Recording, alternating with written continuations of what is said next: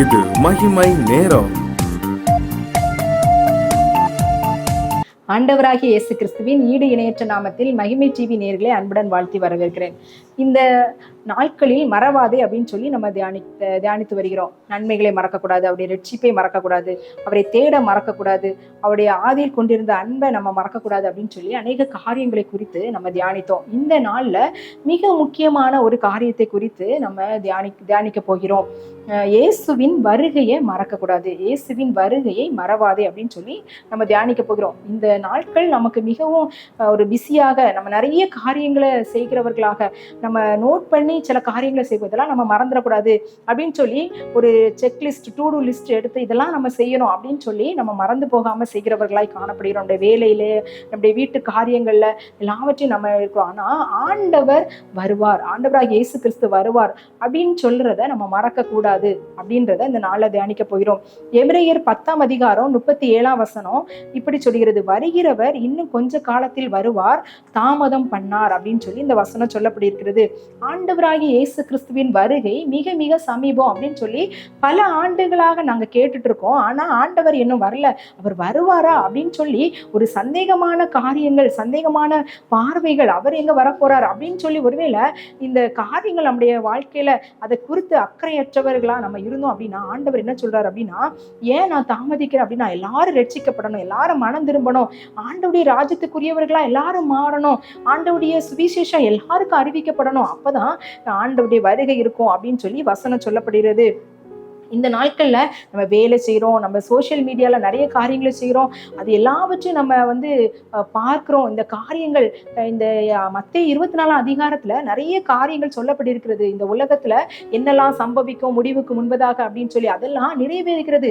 அதெல்லாம் நிறைய காரியங்கள் இப்படிலாம் நடக்கிறது, இப்படிலாம் பைபிள்ல இருக்கு அப்படிலாம் சொல்லி இன்ஃபர்மேஷன் நம்ம சோஷியல் மீடியால, யூடியூப்ல அப்படிலாம் நம்ம பார்க்கிறோம். அதை ஒரு இன்ஃபர்மேஷனா சும்மா ஜஸ்ட் பார்த்துட்டு போகிறதா நம்ம காணப்படுகிறோம் வெளியே, உணர்வு அற்றவர்களாக நம்ம வாழ்கிறோம். நான் சின்ன வயசுல இருக்கும்போது சர்ச்சிலலாம் கன்வென்ஷன் நடந்துச்சு அப்படின்னா 3வது நாள், இந்த லாஸ்ட் நாள் கன்வென்ஷன்ல எப்பவுமே வருகையை குறித்து தான் பேசுவாங்க. அந்த வருகை குறித்து பேசும்போதே நமக்கு ஒரு பயமா இருக்கும், நம்ம வருகையில கைவிடப்பட்டுருவோமோ அப்படின்ற ஒரு பயத்திலே தான். யாராவது ஒருத்தர் காணல அப்படின்னா கூட அவங்க ஆண்டவருடைய வருகையில எடுத்துக்கொள்ளப்பட்டாங்களோ அப்படின்ற அளவுக்கு நமக்கு அந்த பிரசங்கம், அந்த மெசேஜ் நம்ம உந்துதலாய் காணப்படுகிறத இருந்துச்சு.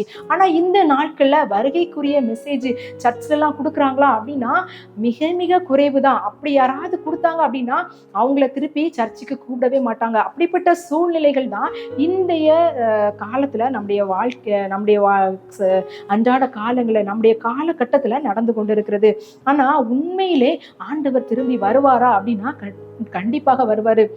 ஒரு நபர் போய் போதகர்கிட்ட போய் கேட்டாராம், ஆண்டவர் வருவார்னு சொல்றீங்களே, இயேசு வருவார்னு சொல்றீங்களே, அவர் உண்மையிலே திரும்பி வருவாரா அப்படின்னு சொல்லி கேட்டாராம். அப்ப அந்த போதகர் எப்படி பதில் சொன்னாராம் அப்படின்னா, தினமும் காலையில சூரியன் உதயமாகிறது, சூரியன் உதிக்கிறது, அது எவ்வளவு நிச்சயமோ அதை விட நிச்சயம் ஆண்டவர் திரும்பி வருவார் அப்படின்னு சொல்லி, உண்மையிலே ஆண்டவர் திரும்பி வருவார் அப்படின்றது உண்மையிலே நிச்சயமான காரியம்தான்.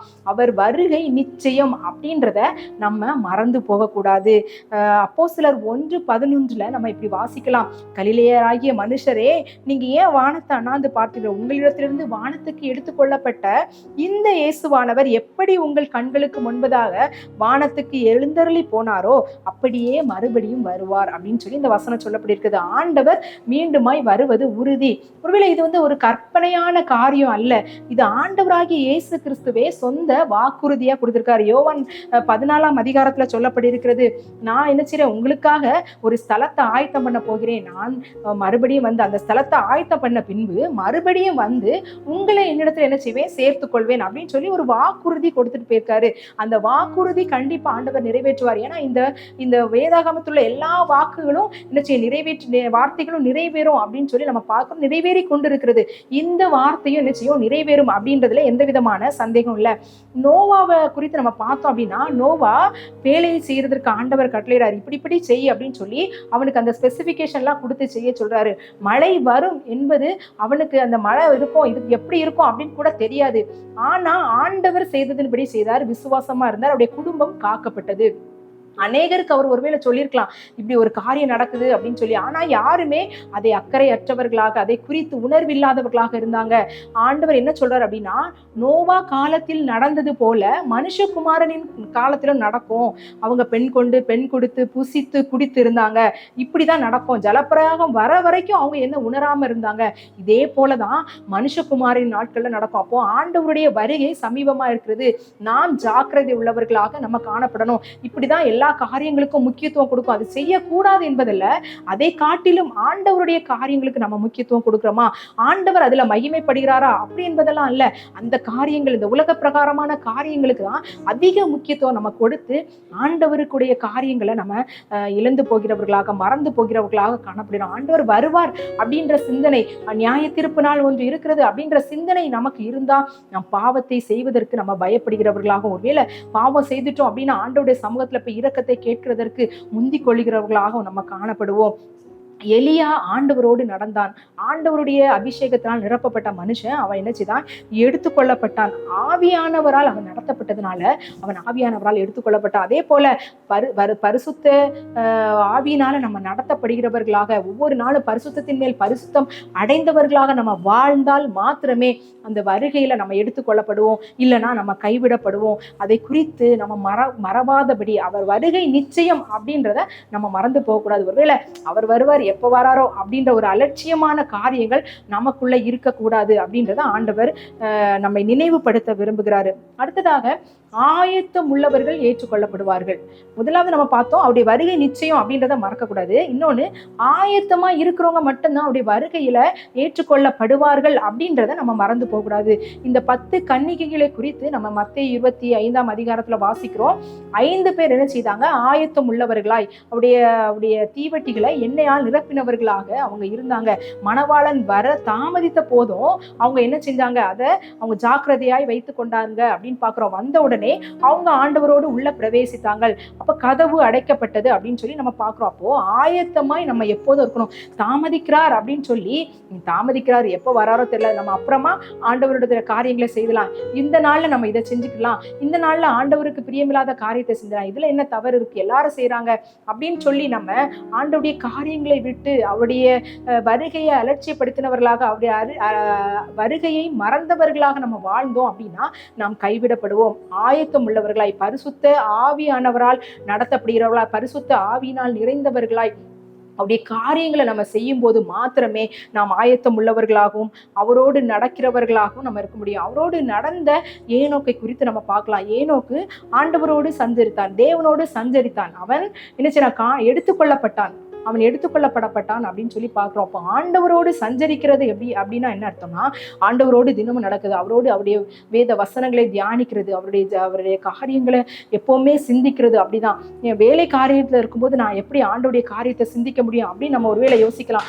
பரிசுத்தமாய் நம்ம வாழ்ந்தோம், நம்ம ஒவ்வொரு வேலைகளும் நம்ம பரிசுத்தமா செய்யறோம், உண்மையா செய்யறோம் அப்படின்னாலே நாம் அவரோடு நடப்பதுதான். அவருடைய காரியங்களை கற்பனைகளின்படி நடக்கும்போது எல்லா வேலைகளிலும் நம்ம சரியா இருப்போம், ஆண்டவருடைய பிள்ளைகளாய் நம்ம மாறுவோம். முடிவில் அப்படியே வருகையில எடுத்துக்கொள்ளப்படுவோம். இந்த அன்னாள் அப்படின்ற தீர்க்கதரிசி என்ன செஞ்சா, இரவும் பகலும் உபவாசம் இருந்து தேவாலயத்துல ஆண்டவருடைய முதலாவது வருகையை அவர் எதிர்கொண்டிருந்தால் அதை பார்த்தால் மீட்கப்பட்டாள் அப்படின்னு சொல்லி பார்க்கிறோம். நாம் எப்படி இருக்கிறோம், நாம் இடைவிடாமல் ஆண்டவரை அவர் ஜெபிக்கிறவராக, வேதத்தை வாசிக்கிறவர்களாக, அவருடைய பணிகளில ஈடுபடுகிறவர்களாக இருக்கிறோமா அப்படின்னு சிந்திக்க அழைக்கப்படுகிறோம். சாட்விக் டெய்லர் அப்படின்னு சொல்லி ஒரு அமெரிக்க இளைஞர் இருந்தாராம். அவர் எல்லாரை போல சுகபோகமான வாழ்க்கை, உலகத்தோடு ஒத்து போகிற வாழ்க்கை வாழ்ந்து கொண்டிருந்தாராம். ஒரு நாள் அவர் இந்த காரியத்தை குறித்து அவருடைய காது கேட்டது என்ன அப்படின்னா, இயேசு வருகிறார் அப்படின்னு சொல்லி அந்த வார்த்தை அவருடைய காதுகளில் துணித்தது.